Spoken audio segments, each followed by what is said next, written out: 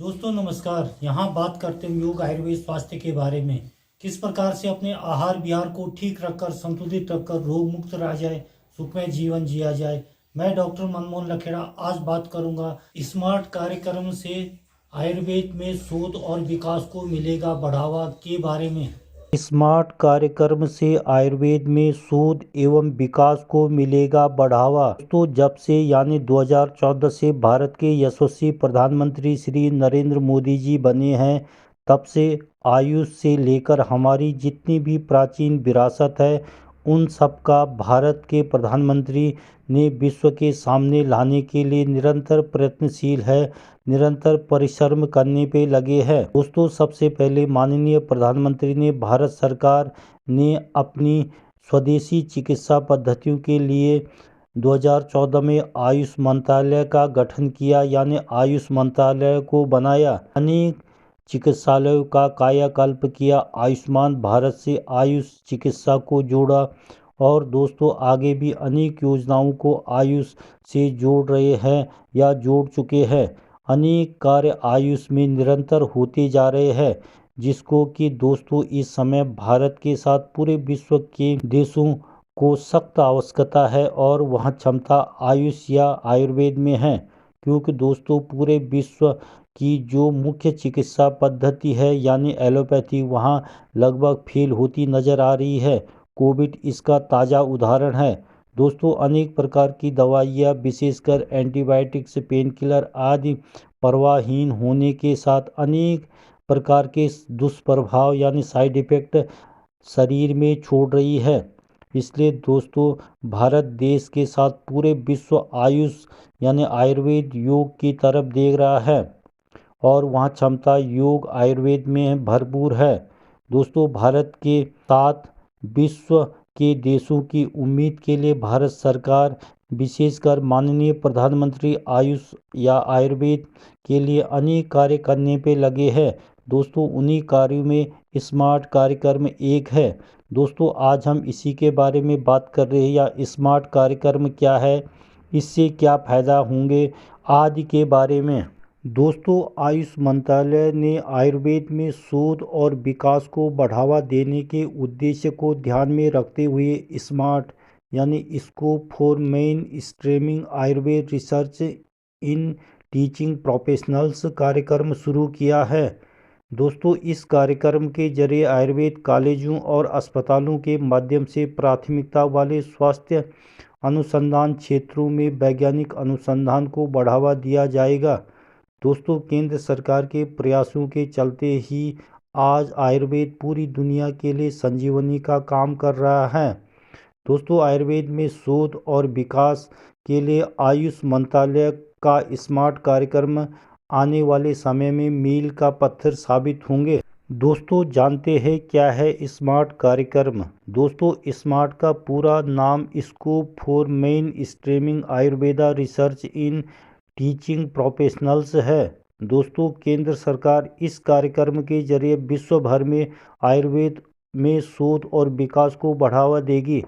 दोस्तों इस कार्यक्रम को भारतीय चिकित्सा प्रणाली NCISM और दोस्तों केंद्रीय आयुर्वेदिक अनुसंधान विज्ञान अनुसंधान परिषद CCRAS जो कि दोस्तों आयुष मंत्रालय के अधीन संस्थान है द्वारा आयुर्वेद चिकित्सा शिक्षा को नियमित और वैज्ञानिक अनुसंधान को बढ़ावा देने पर काम किया जाएगा। दोस्तों इस कार्यक्रम के जरिए आयुर्वेद में चिकित्सीय शोध और नैदानिक अनुसंधान में व्यापक बदलाव आएगा। अक्सर देखा जाता है कि आयुर्वेद शिक्षकों के विशाल समुदाय की अनुसंधान क्षमता का आम तौर पर उपयोग नहीं हो पाता है। दोस्तों ऐसे में स्मार्ट कार्यक्रम से आयुर्वेद के क्षेत्र में अनुसंधान पर गहरा दीर्घकालिक प्रभाव पड़ेगा। देश में आयुर्वेद में अनुसंधान एवं विकास को कैसे बढ़ावा मिले।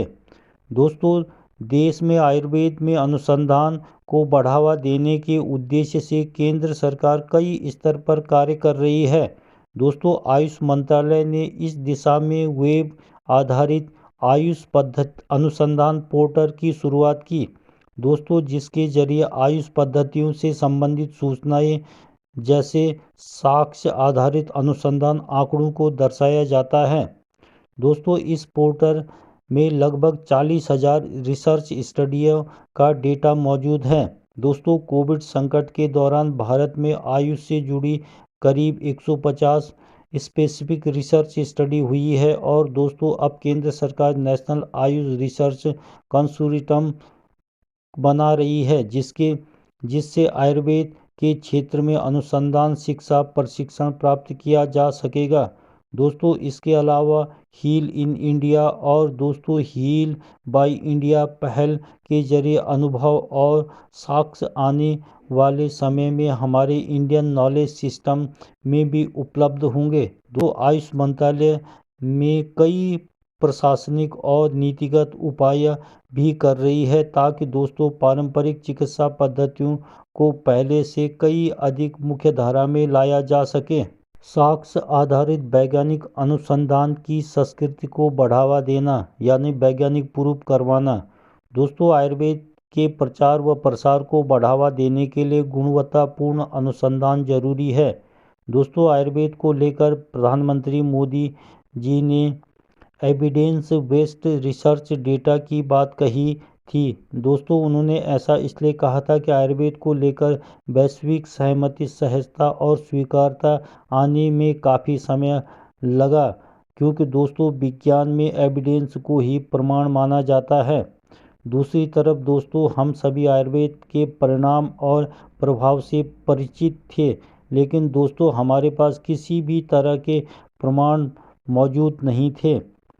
मौजूद नहीं थे। ऐसे में दोस्तों हम लोगों को डेटा बेस्ड एविडेंस का डॉक्यूमेंटेशन करना बहुत ही ज़रूरी है। दोस्तों, स्मार्ट कार्यक्रम से आयुर्वेद के क्षेत्र में साक्ष्य आधारित वैज्ञानिक अनुसंधान की संस्कृति को बढ़ावा मिलेगा। इसके साथ ही दोस्तों शोधार्थियों यानी रिसर्च करने वालों में अनुसंधान संबंधी कौशल विकसित करने में भी मदद मिलेगी। आयुर्वेद की शिक्षा को बढ़ावा देने के लिए उठाए गए कदम। दोस्तों, वैश्विक स्तर पर आयुर्वेद की शिक्षा को बढ़ावा देने के लिए आयुष मंत्रालय ने विदेशी विश्वविद्यालयों संस्थानों के साथ 13 समझौता ज्ञापनों पर हस्ताक्षर किए हैं। दोस्तों, जिनमें अनुसंधान शिक्षा और प्रशिक्षण भी शामिल है। दोस्तों, आयुष मंत्रालय की फेलोशिप छात्रवृत्ति योजना के अंतर्गत भारत के प्रमुख संस्थानों में आयुष प्रणालियों में स्नातकोत्तर और पीएचडी पाठ्यक्रमों में अध्ययन के लिए 99 देशों के पात्र विदेशी नागरिकों को प्रतिवर्ष 104 छात्रवृत्तियां भी इसमें प्रदान की जाती हैं। दोस्तों, नई शिक्षा नीति में भी भारत की मेडिकल एजुकेशन में इंटीग्रेशन की अप्रोच को प्रोत्साहित किया गया है। दोस्तों, इस पॉलिसी की भावना है कि एलोपैथी एजुकेशन में आयुर्वेद की जानकारी हो और दोस्तों आयुर्वेदिक एजुकेशन में एलोपैथी प्रैक्टिस की मूल जानकारी हो।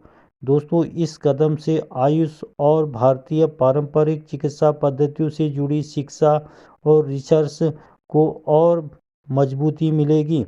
तो दोस्तों आज के लिए बस इतना ही। देखते रहे लखेड़ा आयुर्वेद को। चैनल को लाइक शेयर और सब्सक्राइब जरूर करिए और लेते रहिए योग आयुर्वेद स्वास्थ्य संबंधी नई नई जानकारियाँ। नमस्कार।